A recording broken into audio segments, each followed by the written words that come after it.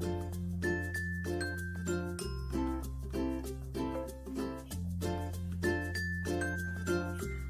everybody, happy Monday. I hope you've had a good weekend stitching. I thought I would show you how my design is coming along. So as you can see, we've filled everything else. We've got all the leaves. I did the rest in the right colours, and also finished off doing the oak leaves, and also used the Crewel stem stitch to do the stems here. Now, just a note to make on these like little swirls here. It's in one of Phillipa's tips in the book, which is to make sure where you're doing the curls, to get a nice curl, if you do the stem stitch smaller and do more smaller, you can get that curl, and that definitely helped when I was doing it. So that's where we're at. So the next stitch we're going to be moving on to is the satin stitch, which is for the tops of the acorns just here. So we're going to go and watch Phillipa's video on how to do a satin stitch, because this is a completely new one for me too. And I'll be back tomorrow showing you how I get on with that. Now we're going to work satin stitch on this acorn in a double thread. I always thread up with a double thread with the loop at the end, and take the needle down, come up through the loop and catch through the loop, and then take your needle down through the hole you've just come up through. Now this linen is bouncing a little bit, so I'm just going to tighten it just by pulling around the perimeter of the frame. I'm actually using a seat frame, so I've got both hands free. There we go. Just look out for the linen and make sure that the lines on the linen are straight, and then you'll see that it's very flat. So that sounds nice and hollow. Quite happy with that.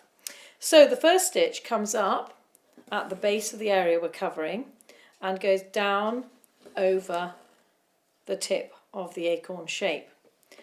So the first stitch divides the area in half.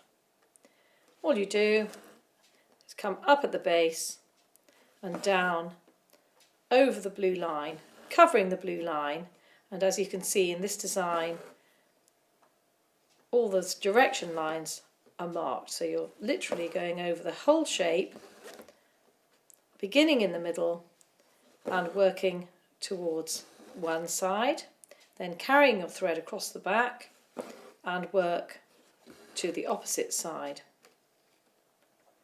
You just ignore the little dot on the end of this shape. That's a French knot to be worked later. So these parallel lines make satin stitch, and that's all satin stitch is. It's just one straight stitch. Now the way I'm going to work it on this piece here, which is this design, is in a 3D way to make it raise slightly. The design I'm working on is the Wordsworth Cuckoo, and I'd like these acorns to be really raised so that in the end it looks as though I've split an acorn in half and popped it on the top and rested it on the top of the linen.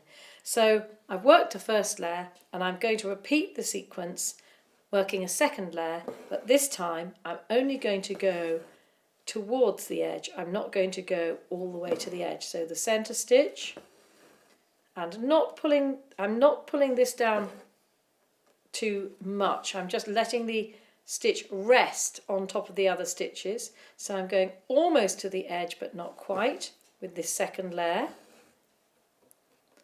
First to one side, then to the other, keeping the direction exactly the same as the first. And then I go back to the centre and work another central stitch. So this is the third layer, and then I'm putting in a stitch first one side and then to the other. Right, am I happy? There's a little dip there, so I'm just going to put in another stitch, and that should make a perfect acorn.